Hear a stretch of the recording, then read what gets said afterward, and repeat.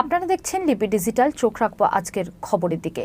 Jail হাজতে ঢুকিয়ে দেয়া হলো তৃণমূল ব্লক সভাপতিকে। গ্রেপ্তারি অভিযান জারি, ধৃত আরও 2। দেখুন বিস্তারিত।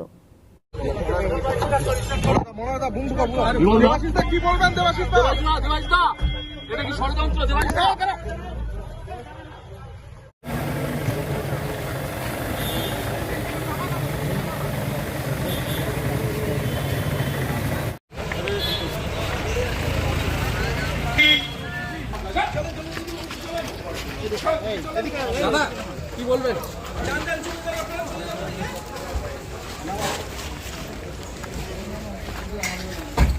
দাদা 26শে ফুলবাড়ি ডাকবাংলা প্রার্থী দেওয়াকে কেন্দ্র করে কি ষড়যন্ত্র বলে মনে করছেন?